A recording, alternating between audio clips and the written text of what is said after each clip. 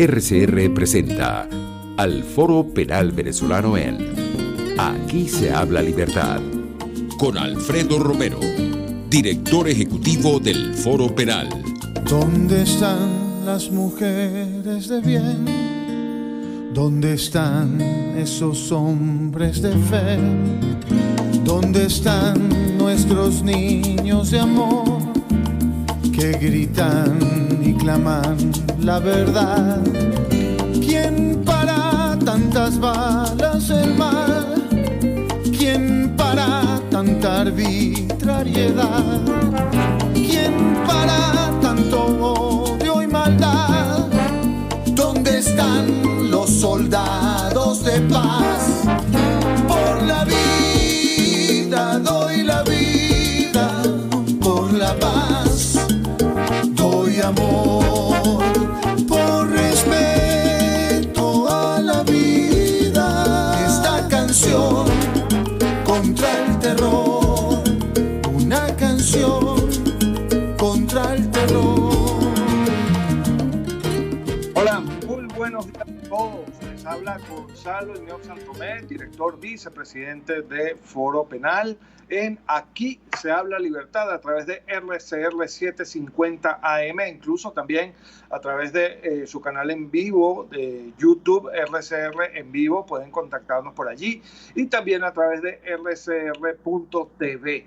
Les hablo entonces desde Caracas, Venezuela, hoy 30 de marzo de 2021, para conversar con ustedes sobre la represión por motivos políticos en nuestro país. Les saluda desde la Dirección General de la Estación Jaime Nestares, en la producción general Willy Zarcaya, en la producción de este espacio nuestra querida Carla Sons, y en los controles José Gregorio González. Y bueno, y de nuevo quien les habla, Gonzalo Iñón Santomé, director vicepresidente de Foro Penal. Bueno, hoy vamos a tener un programa interesante. Hoy estoy yo de nuevo pues haciéndole el quite aquí a Alfredo. Alfredo está en una reunión muy importante que tiene que ver con los presos políticos el día de hoy. Está conversando precisamente con la enviada del gobierno español para refrendar, para ver un poco qué es lo que está pasando con los presos políticos en nuestro país, y sobre todo para abogar por una cantidad muy importante de presos políticos de nuestra nación, que además tienen nacionalidad española, son venezolanos y españoles, ¿no? Pero además de esto vamos a conversar con Wexa Santos. ¿Perdón? Qué bueno. Vamos a conversar con Wexa Santos, nuestra coordinadora de Foro Penal en Apure. Como ustedes saben, la situación en Apure está bien complicada. Y también tenemos ya en línea, me dice mi querida gente de producción, a Luis Armando Betancourt, coordinador del Foro Penal de Carabobo, con el que precisamente conversábamos ayer, porque él ha planteado varias iniciativas interesantes para que la administración de justicia no se paralice. La realidad de los hechos es que muy a trancas y barrancas solo están avanzando muy pocas causas en nuestro país. La justicia penal en particular está especialmente paralizada, se ven muy pocos avances en ciertas y determinadas causas, pese a que el Tribunal Supremo de Justicia ha emitido continuamente resoluciones y ha tomado decisiones que supuestamente están dirigidas a garantizar la continuidad de la administración de la justicia. Lo cierto es que está paralizada la justicia, no hay acceso a los tribunales, es muy difícil, mejor dicho, el acceso a los tribunales, por no hablar del acceso a las cárceles. Los familiares y los abogados de los presos políticos no han podido verlos, han tenido el acceso vedado completamente a las cárceles desde hace ya más de un año. Y esta pues es una situación bien delicada, bien compleja, sobre la que quiero conversar con nuestro querido amigo Luis Armando Betancourt, que ya está en línea. ¿Cómo estás, Luis Armando? ¿Cómo te va? Hola, muy buenos días, Gonzalo. Muchísimas gracias por la invitación. Muy bien por acá. Mira, Luis Armando, bueno, además de hablar del tema de cómo está la represión y las violaciones a los derechos humanos allí en Carabobo, a mí me parece muy interesante la postura que tú has sostenido y que has propuesto de utilizar los medios de la informática, de la telemática, para de alguna forma continuar administrando justicia. Cuéntame un poco qué es lo que tú has adelantado sobre esto, cuál es tu postura, cuál es tu posición con respecto a esto. Sí, Gonzalo, para nadie es un secreto que ha habido un retardo procesal importante a lo largo de todos estos años, incluso después de la reforma del Código Orgánico Procesal Penal, incluso la primera reforma del año 1998, luego vino una ley que ya daba un avance en cuanto a los medios telemáticos, que es la ley de firmas electrónicas, y además de eso también hubo un gran avance en cuanto a la publicación de la jurisprudencia, sentencias, resoluciones y el uso de la página web del Tribunal Supremo de Justicia, que eso digitalizó las sentencias y la jurisprudencia de decisiones. Eso realmente fue un avance, pero no ha sido suficiente. Hoy Venezuela presenta, así como gran parte del mundo, todo el mundo presenta un problema serio con relación al acceso a la justicia. Pero ha habido en gran parte de Latinoamérica y otras partes de Europa, como Estados Unidos ya desde hace mucho tiempo, la aplicación de la justicia digital. Y esto es que las personas, sin tener que ir al órgano jurisdiccional, sin tener que ir al tribunal, sin tener que ir a la fiscalía, sin tener que someter su salud a riesgo, pueda adelantar los procesos judiciales. Y es que en los últimos tiempos ha habido ya el sistema de videoconferencias, y además incluso las llamadas telefónicas pudieran interrogarse a testigos, peritos, escucharse al imputado o acusado por estos medios digitales. El problema, ¿cuál es, Gonzalo? La falta de política, las decisiones que se toman desde la cúpula de los gobernantes, del Ejecutivo, del Tribunal Supremo de Justicia, que no ha habido un pronunciamiento efectivo que permita la utilización de los medios telemáticos hoy en Venezuela. Y esto agrava el retardo procesal, lo que también nos manifiestan nuestros patrocinados, que no se han celebrado las audiencias, que no han podido ir a juicio. Tal es el caso, como menciono en esta oportunidad, un caso sumamente atroz, que es el caso de Antonio Garbi, que tiene más de 5 años, que no ha ido a juicio, y bueno, ya sabemos por qué es producto de la represión. Pero todas estas causas, sin que haya necesidad de que se cuente, o por la falta de traslado, porque el autobús se accidentó, porque no hay recursos para trasladarlos, y ese tipo de cosas pudieran evitarse con la justicia digital, solamente contando con internet, con una computadora y también con una capacitación importante de todos los funcionarios que forman parte del sistema de administración de justicia o de todas las personas que forman parte de este sistema de administración, como también una capacitación para los usuarios que requieren de este sistema y que también claman hoy por una justicia que no les llega porque simplemente no son atendidos o las causas se paralizan producto de esta pandemia, que sabemos que es bastante grave, que hay que cuidar la salud, pero la justicia no se puede paralizar porque eso vulnera el debido proceso, el derecho a la defensa y los derechos fundamentales que tienen todas las personas que hoy requieren de la justicia. Sí, fíjate, Luis Armando, tú planteas algo que es bien interesante. Primero, es un tema de voluntad política, de querer hacerlo verdaderamente. En segundo lugar, es un tema de recursos también, ¿no? Porque, por ejemplo, ayer cuando conversábamos en nuestra reunión de coordinadores, Luis Armando, no sé si recuerdas que nuestra coordinación del Estado Sucre nos decía que desde hacía mucho tiempo a la sede de los tribunales se les habían cortado los cables de fibra óptica y no había manera, tenía más de un año eso sin repararse, ¿no? Y yo creo que ahí tú has dado en el clavo, porque es un punto medular esto.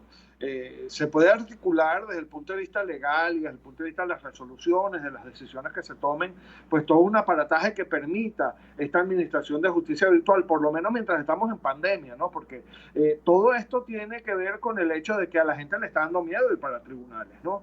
Encerrarse en una sala de audiencia con secretario, alguacil, juez, imputados, defensores, fiscales. Oye, es un riesgo para la salud en este momento, ¿no? Entonces, también se necesita esa infraestructura, ¿no es así, Luis Armando? Yo creo que sí. Eso también tenemos que destacarlo. Necesitamos que haya internet, necesitamos que el internet funcione. Sí, el planteamiento o el estudio que estamos realizando es precisamente que se cuente con la empresa de telecomunicaciones públicas, que ya sabemos que lo maneja el Estado, pero también con empresas de telecomunicaciones privadas o universidades y colegios de abogados. Las empresas de telecomunicaciones serían el filtro o la infraestructura que pudiéramos contar con eso para los servidores, computadoras, internet. Las universidades porque serían una plataforma de formación para los jueces, fiscales, alguaciles, secretarios, asistentes administrativos, abogados y usuarios, y los colegios de abogados porque serían es un planteamiento que pudiéramos contar con los colegios de abogados para que ellos sean suministrados de las herramientas tecnológicas en el caso de que algún abogado en su casa, oficina o en donde él no pudiera acceder libremente a una computadora, pudiera ir al colegio de abogados contando con las medidas de bioseguridad y siempre y cuando los colegios de abogados también cuenten con esta plataforma tecnológica. A pesar de que se crea que la inversión es muy grande, Gonzalo, también hay que ponderarlo con algo. Sería más económico que los mares de tinta que desbordan a través de los expedientes, que arrastramos un proceso arcaico, que hoy los expedientes todavía son cosidos con hilo, con pabilo, son gigantes la cantidad de dinero que se invierte en impresoras, tinta, papel, bolígrafos y otras cosas más que definitivamente esto también tendría que ponderarse. Acá no estamos hablando de que estamos hablando de que todo sería guardado en la nube, evidentemente cuidando todos los protocolos de seguridad digital, y a la final sería más económico. Esto no porque lo dice Luis Armando Betancourt, es porque así ha pasado en gran parte de Latinoamérica. Colombia nos ha dado un buen ejemplo con relación a esto, y los números que ha tenido la República Hermana de Colombia han sido muy buenos para la administración de justicia desde el punto de vista en el sistema penal. Yo creo que Venezuela lo puede hacer. Creo que es necesario que lo haga y no someter a riesgo al acusado o al imputado, a los abogados y demás funcionarios que forman parte del sistema.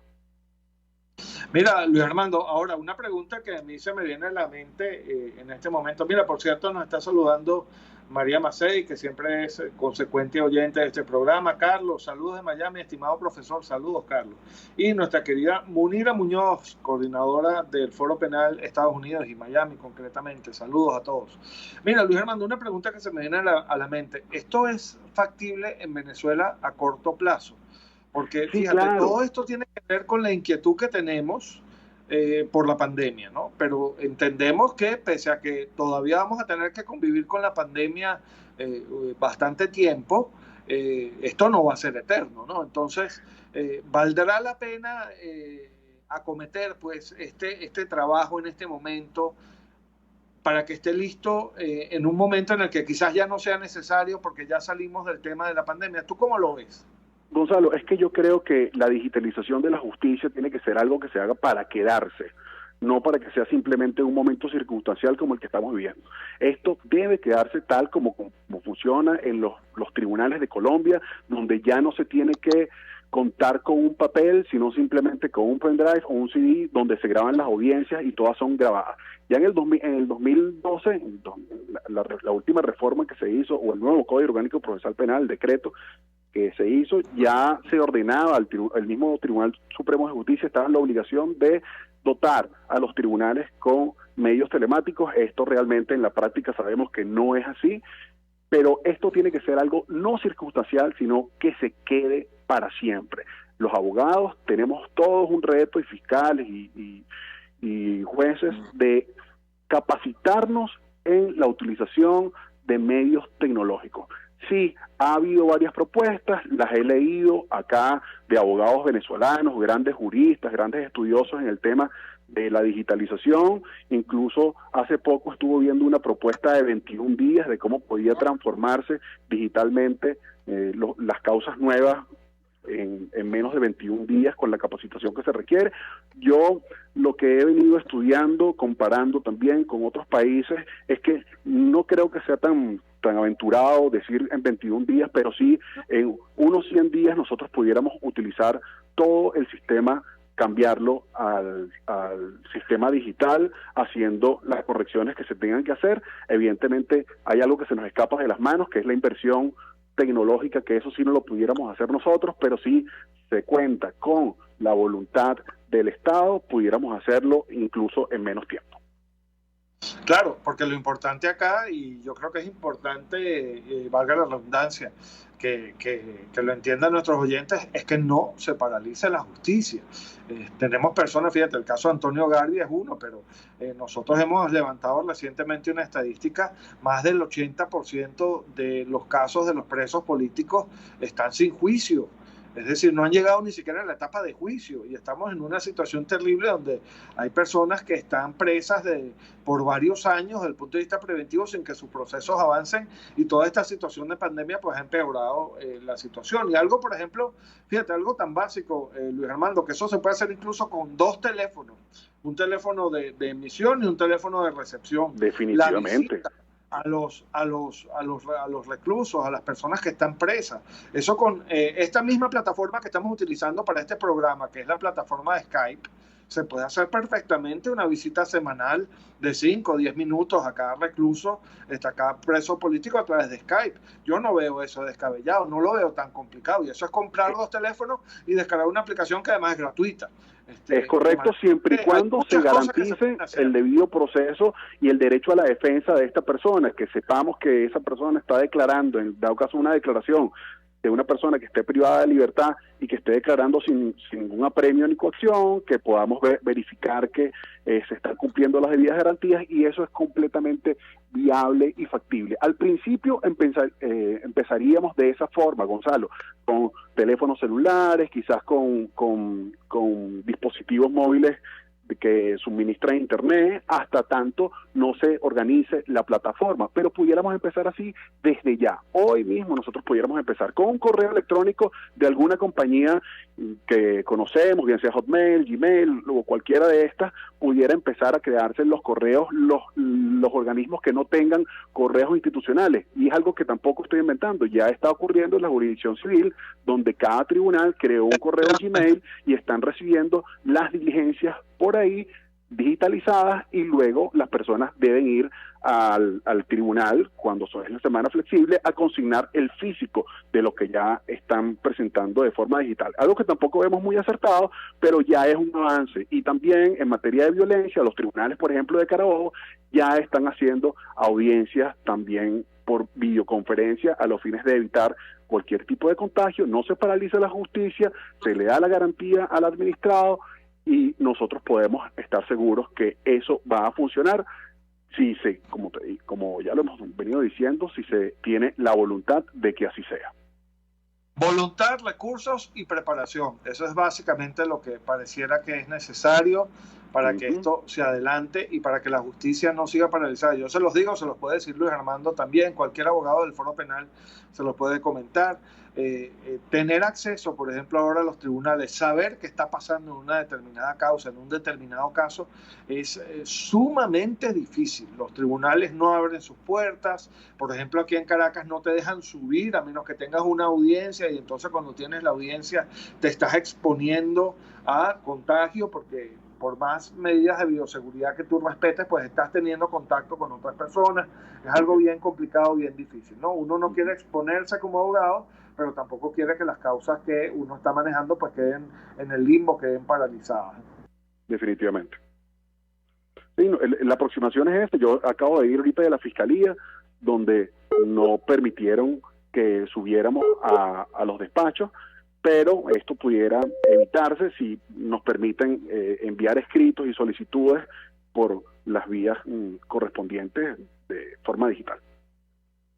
Mira, Luis Armando, bueno, ya para cerrar este segmento contigo, ¿cómo está la situación en Carabobo? ¿Quieres hablarme de algunos casos, algún caso en particular?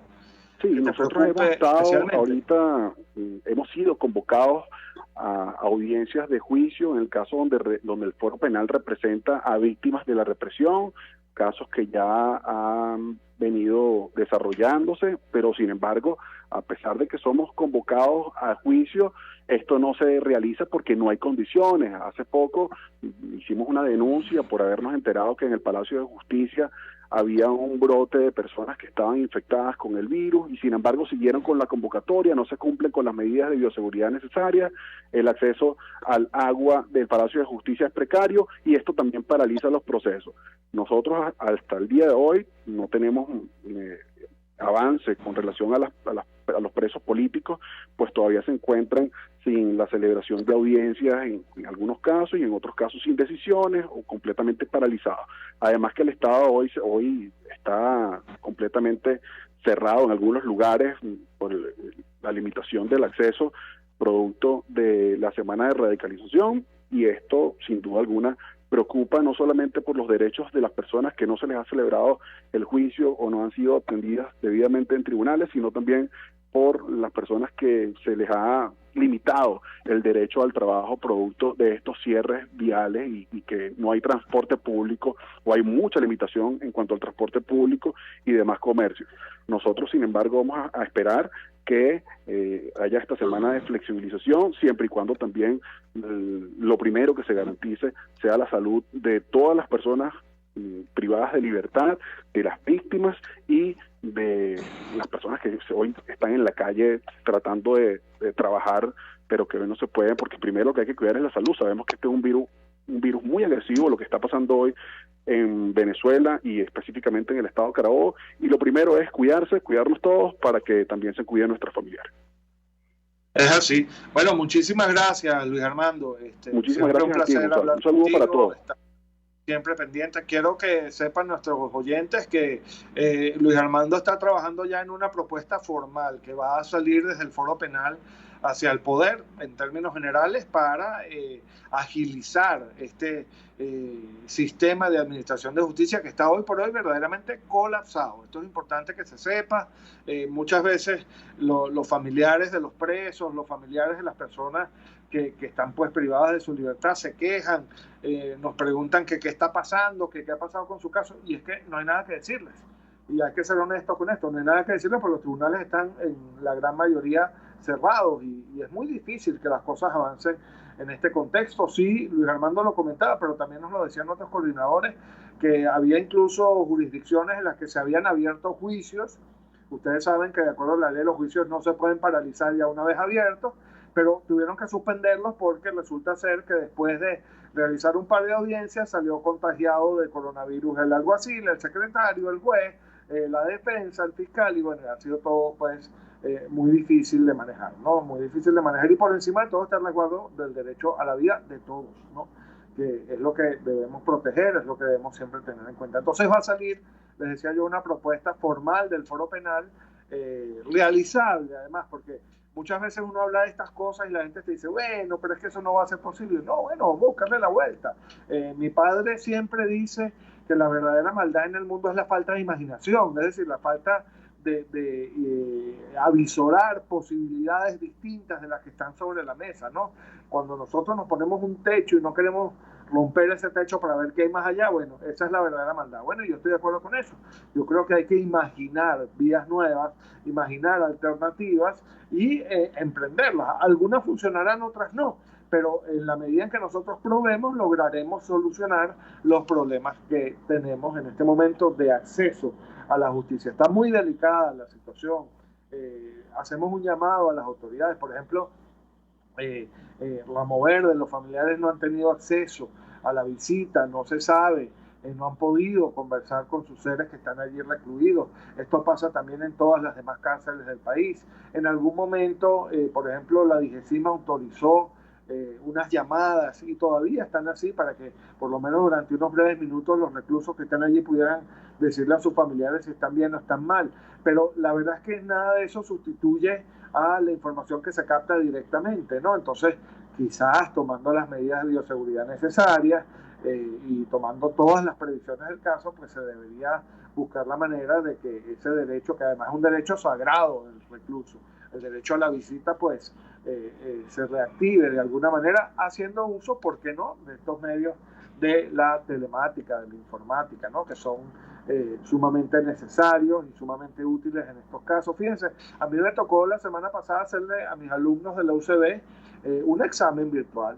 Fue complicado, sí, fue complicado, una experiencia a la que nosotros no estábamos acostumbrados. Algunos de los muchachos incluso no pudieron presentar por las deficiencias tecnológicas que todos sabemos que venimos arrastrando en nuestro país, pero se hizo, se logró, y estamos buscándole la vuelta para que esos muchachos que no pudieron presentar pues tengan también la oportunidad de hacerlo en el futuro próximo. Es decir, no podemos paralizarnos, tenemos que ser muy prudentes, tenemos que cuidarnos mucho. Yo hacía un ejercicio este sábado de contar cuántas personas conocidas, cuántas personas cercanas habían sido diagnosticadas formalmente, prueba en mano con el coronavirus desde el lunes pasado hasta ese sábado, y me dio 25 personas, y apenas publiqué el tweet que lo decía, me escribieron 2 o 3 personas más que me dijeron, mira Gonzalo, yo también debiste haberme sumado ahí. Entonces es muy grave lo que está pasando con esto, es muy grave y hay que tomar todas las previsiones del caso, pero tampoco podemos paralizarnos, ¿no? Entonces ese duelo que existe entre la necesidad de protegerse y la necesidad de seguir evolucionando y seguir desarrollándonos,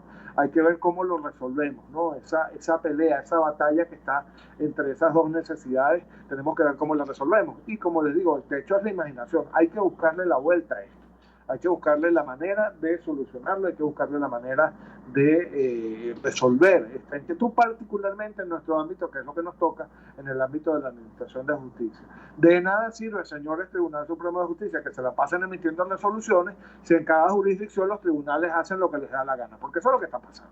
O sea, no hay como un respeto a esa línea que se dicta desde el Tribunal Supremo de Justicia hacia las demás jurisdicciones, y básicamente cada jurisdicción la cosa se maneja improvisando y muy a la manera de cada quien, a la manera de cada cual.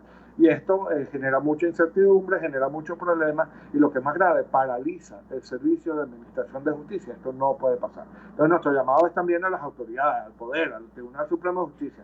Ustedes son autoridad, bueno, pongan orden y solucionen, que para eso están allí, solucionen este problema gravísimo que tenemos de falta de acceso a la justicia. Bueno, nos toca hacer ya el primer corte. Al regreso vamos a ver si podemos conversar con Yetza Santos, coordinadora del Foro Penal en Apure, para que nos diga un poco cómo está la situación. Les habla Gonzalo Iñón Santomé, director vicepresidente del Foro Penal en Aquí se habla libertad, RCR 750 AM. Ya volvemos, vuelvan con nosotros apenas regresemos. Gracias. Usted escucha al Foro Penal Venezolano en Aquí se habla libertad, solo por RCR.tv, la radio que se ve. Sintonícenos a través de Periscope, @RCR750, la radio que se ve. El que sabe de sabor sabe de saber que Del Corso es la clásica pastelería italiana de Caracas. Qué ricos sus dulces típicos tradicionales, como los auténticos cannoli, la sfogliatella o la cola de langosta, no tienen comparación. La pasta seca de almendras y chocolate o su gran variedad de tortas, cumpleaños, bodas, bautizos o comuniones, reuniones familiares o eventos corporativos. Teléfonos 0212-941-1971. Pastelería Del Corso, la pastelería italiana por tradición y excelencia. Mis amigos, una empresa comprometida y responsable con su personal es una empresa segura, y Produzca es la compañía pionera en Venezuela que ofrece la mayor cantidad de equipos de comprobada calidad para garantizar la seguridad integral de toda la nómina industrial de cualquier empresa. El catálogo de Produzca es inmenso, todo tipo de guantes, cascos, accesorios y productos varios de protección para tu personal. Conoce más de Produzca en www.produzca.com. Produzca, seguridad en tu empresa de los pies a la cabeza. Voz de América. Información precisa, completa, veraz, objetiva e independiente. Directo a tu pantalla. De lunes a viernes a las 2 de la tarde por RCR 750. RCR 750 AM. Porque lo bueno une.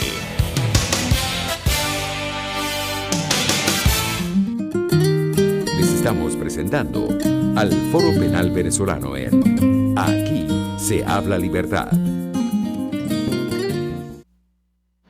Buenos días, estamos de vuelta en Aquí se habla libertad. Les habla Gonzalo Imiob Santomé, director vicepresidente de Foro Penal, desde este espacio que nos cede RCR 750 AM para hablar, todas las semanas lo hacemos, de derechos humanos, del estatus de la represión en nuestro país. Conversábamos en el segmento anterior con Luis Armando Betancourt, coordinador del Foro Penal en Carabobo, que nos está ayudando a estructurar una propuesta para evitar que la Administración de Justicia siga paralizada, una propuesta que propone, valga la redundancia, pues servirse de los medios telemáticos, informáticos, para de alguna manera continuar las audiencias, los casos, para que las causas no queden paralizadas. Y bueno, estábamos conversando de esto, ya les decía, con Luis Armando Betancourt. Estamos esperando a ver si podemos tener ya en línea a la coordinadora del Foro Penal en Apure, Uexa Santos. Por favor, producción, avísenme cuando ya la tengamos en línea, para conversar un poco sobre la situación allá. Como ustedes saben, se han venido presentando unos enfrentamientos bien delicados, unas situaciones muy complejas allá en el estado Apure, y queríamos pues que Uexa nos hablara un poco de eso, ¿no? Para saber qué es lo que está pasando allí, ¿no? Seguimos pendientes de nuestros presos políticos. Yo creo que es importante que los mantengamos siempre sobre la palestra pública, que siempre se hable de ellos. Como ustedes saben, en el Foro Penal tenemos campañas continuas que los mantienen pues en nuestra memoria, en nuestra atención de manera permanente, porque, como siempre lo digo, el peor enemigo de un preso político, el peor castigo para un preso político es el olvido, y nosotros no olvidarnos. Pero bueno, ya tenemos a Uexa Santos en línea, coordinadora del Foro Penal de Apure. ¿Cómo estás, Uexa? ¿Cómo te va? Buenos días. Buenos días, bien, gracias a Dios, la Virgen, Gonzalo. Espero que ustedes también estén muy bien. Aquí estamos, bueno, bien dentro de lo que cabe, ¿no? Dentro de esta situación difícil que nos ha tocado vivir a todos. Uexa, cuéntanos, ¿qué está pasando en Apure? ¿Qué es lo que ha pasado? ¿Cuál es la situación allá? Corren muchas informaciones que van y vienen, pero queremos que tú, que estás allí directamente, nos digas qué es lo que tú conoces de lo que ha venido pasando allá y cuál es la situación en estos momentos. Bueno, ciertamente la situación en estos momentos es bastante confusa, delicada, muchísimas informaciones van y vienen. Desde el día sábado 20 de marzo se inició un conflicto de armas entre autoridades y funcionarios del Estado. Están involucrados el Ejército, la FAES y un grupo subversivo de la FARC que ellos denominan, habían estado apropiados de la zona de La Victoria. Ciertamente, el día 20 inicia o arriban una gran comitiva del Estado, bastante arremetidos, tanquetas. Hubo muchísima confusión por parte de la población. Inicialmente fue en La Victoria. También se tomaron sectores cercanos, ya que la parroquia la parroquia Urdaneta, capital La Victoria, es una parroquia bastante extensa en terreno. Recuerda que el estado Apure es uno de los que tiene mayor terreno en la geografía nacional. Y por supuesto los municipios y parroquias son muy grandes. En consecuencia de ello, todos los poblados circunvecinos que pertenecen a la misma parroquia Urdaneta también fueron tomados en este conflicto de armas que se generó. Por ello vemos que existieron en el sector El Ripial unos ataques también, donde hubo asesinatos que las circunstancias todavía estarán bajo investigación. No conocemos detalles sobre los asesinatos. Existieron detenciones en La Victoria. De hecho, en el centro de denuncias se recibieron algunas denuncias de personas que están detenidas. En este momento estamos abocados a ello e intentando solucionar. Los detenidos se encuentran en el Teatro de Operaciones. Allí está la jurisdicción militar de Guasbalito. Cuéntame, ¿cuándo fueron detenidos, Uexa? ¿Perdón? ¿Cuándo fueron detenidos? ¿Cuándo se produjo esa detención se produjo el día jueves 25 de marzo a las 11:30. ¿Qué sucede? Ellos no fueron presentados a la jurisdicción ordinaria ni han sido presentados de ninguna manera. Ya nosotros hemos intentado, los abogados, poder acceder a información en el Teatro de Operaciones. Esto no ha sido posible.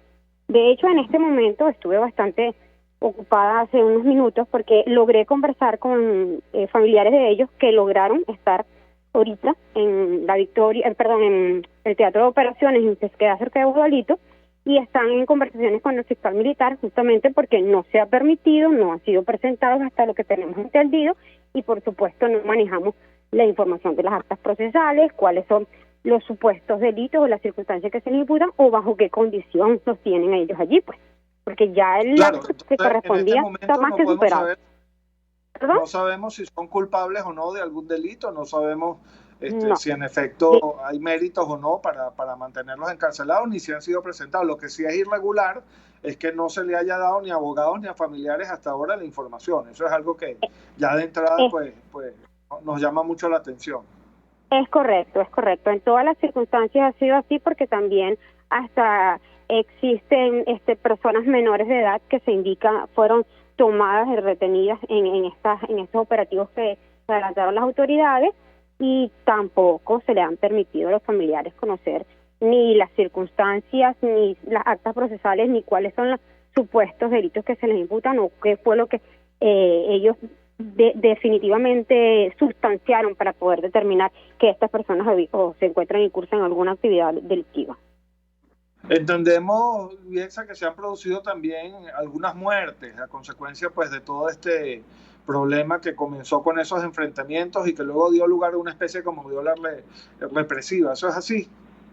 Sí, ciertamente, como te referí en los primeros minutos, en el sector El Ripial existieron varias muertes que indicaban las fuerzas del Estado que eran personas subversivas. De hecho, algunas tenían unos supuestos uniformes y como te indiqué, desconocemos los detalles de estas circunstancias, pero sí, en efecto, existen algunas pérdidas de vidas, pues, que desconocemos las circunstancias a detalles porque realmente el hermetismo no es solamente por el tema de detenidos, el hermetismo también es por lo que está aconteciendo a nivel general. Recuerda que cuando se inicia este conflicto, el mismo domingo 21 de marzo, se empiezan a desplazar los pobladores, no solamente de La Victoria, sino de las zonas circunvecinas. Es así como para el 24 de marzo ya hablábamos de que en horas de la tarde habían 1.200 personas desplazadas. El mismo 24 de marzo se efectúa un ataque por parte de los subversivos a los puestos del ejército y en ese ataque los relatos que he escuchado es que fue bastante férreo la situación y muy estresante. Se inició un desplazo que significó más del doble de los que estaban para el 24 de marzo en horas de la tarde. Es decir, que para el día 25 de la mañana ya eran más de 3.000 desplazados contabilizados. Y ellos, solamente con los números que se están manejando en los albergues que a bien tiene la municipalidad de Arauquita, que está colaborando con las personas que se han remitido hacia allá. Y las cifras son superiores porque hay muchas personas que no se fueron para estos albergues, sino que tienen amigos o hay determinadas fundaciones donde fueron recibidos. O sea que el número exacto ni siquiera lo podríamos manejar, pues. O sea, una situación bastante grave que involucra detenciones, involucra muerte de personas, involucra un número importante de desplazados. ¿Tú podrías decir, Viexa, que esto se mantiene? Es decir, ¿los enfrentamientos armados se mantienen en este momento o ya fueron controlados? Bueno, por supuesto que en el número que se encontraban desde que se inició esto el día 21 de marzo, el domingo 21 de marzo, no se mantienen en el mismo índice. Pero sí te puedo decir que en este momento los denominados guerrilleros subversivos, partes de la FARC, como los tildan en muchísimas partes, están o se encuentran atacando a puestos del ejército. Y ahí es donde se están generando ahorita los focos de conflictos. O sea, que hay un conflicto que está como inició, no, pero sí existe todavía, ¿cómo no? Un conflicto que continúa. Bueno, bien delicada la situación, me parece muy prudente la postura, es la postura que asume el Foro Penal. No estamos ni afirmando ni negando en este momento que haya habido detenciones arbitrarias, no tenemos la información a la mano completa, nuestro equipo está tratando de indagar muy bien qué está pasando allí. Lo que sí podemos decir es que hay personas detenidas que ya pues cumplieron pues su plazo legal para ser presentadas a tribunales y aparentemente todavía no han sido presentadas. Voy a hacer una última pregunta. Me dijiste que había adolescentes menores de edad detenidos. ¿Sabes cuántos son exactamente? Sí, bueno, confirmado por parte de nosotros solo podemos indicarte uno, porque sí considero prudente que la información debe ser confirmada para poder remitirla. En un principio se hablaba de un número más significativo, pero yo puedo confirmar que uno ya.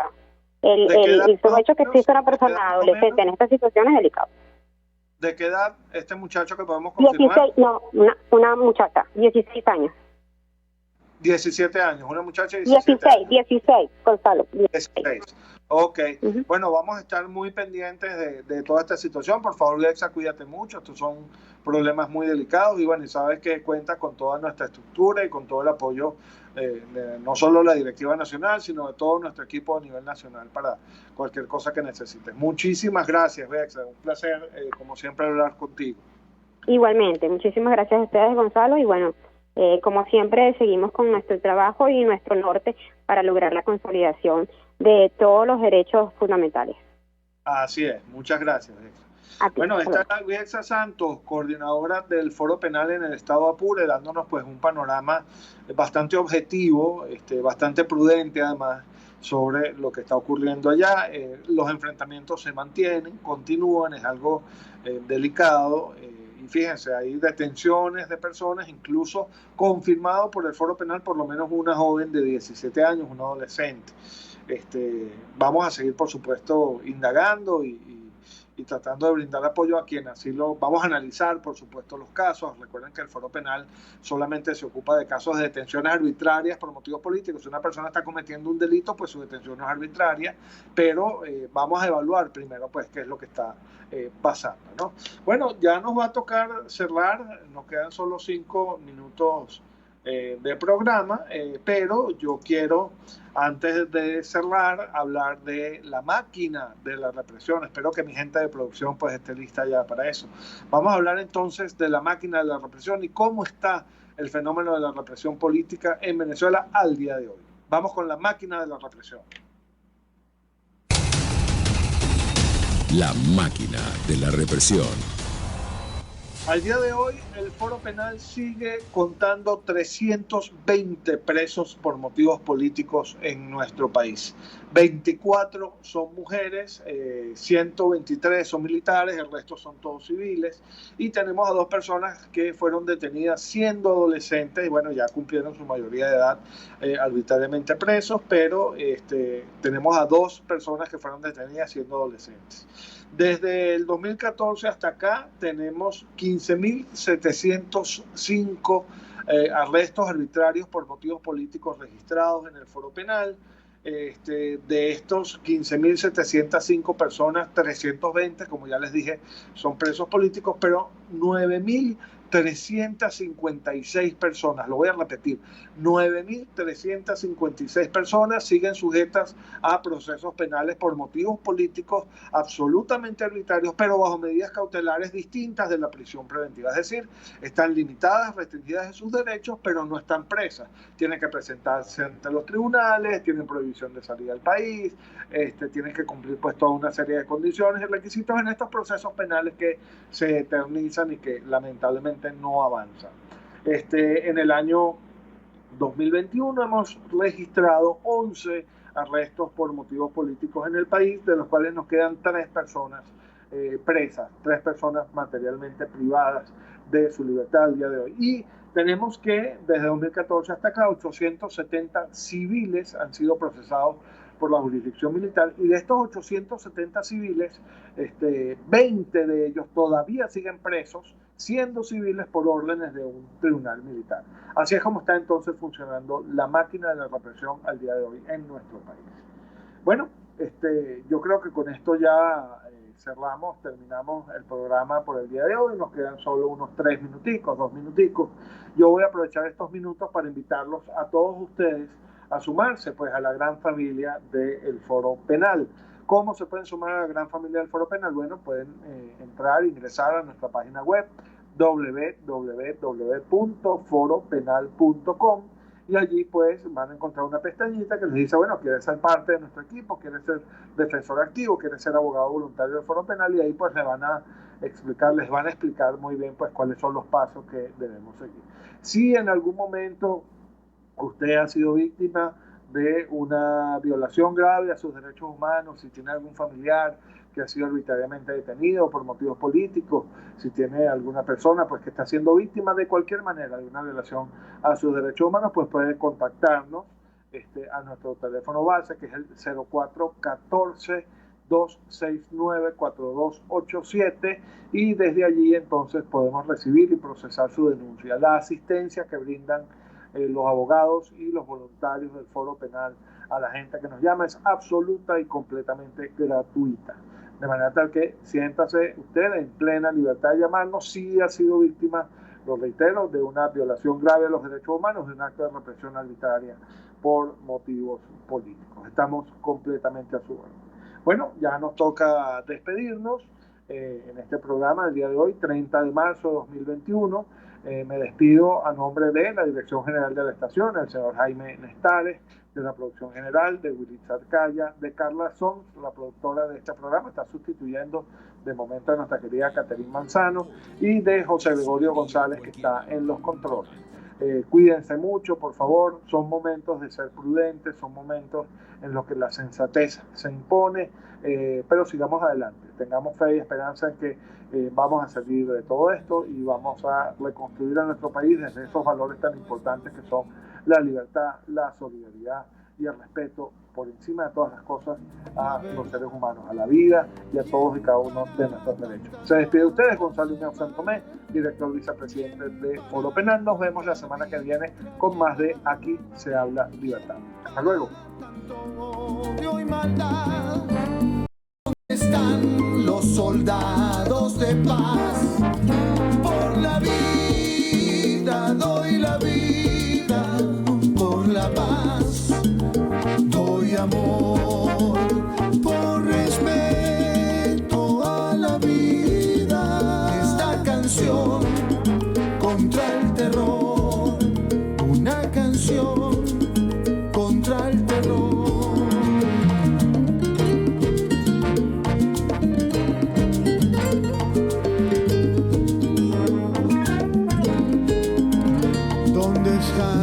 Los aviones de papel que volaban libremente del balcón. Aquí van nuestros cantos de valor a un pueblo herido, a un pueblo querido. ¿Quién para tantas balas el mar? ¿Quién para tanta arbitrariedad? ¿Quién para tanto odio y maldad? ¿Dónde están los soldados de paz? Por la vida doy la vida, por la paz doy amor, por respeto a la vida. Esta canción contra el terror, una canción contra el terror.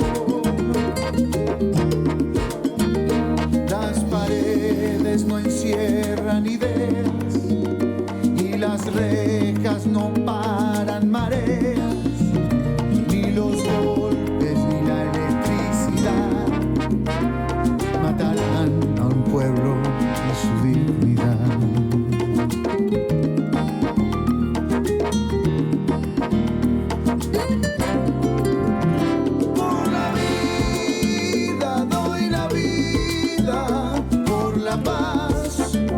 Doy amor, por respeto a la vida. Esta canción contra el terror, una canción contra el terror.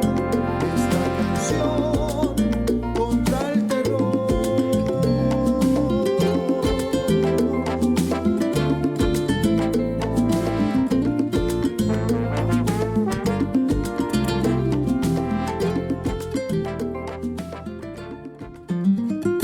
RCR presentó al Foro Penal Venezolano en Aquí se habla libertad.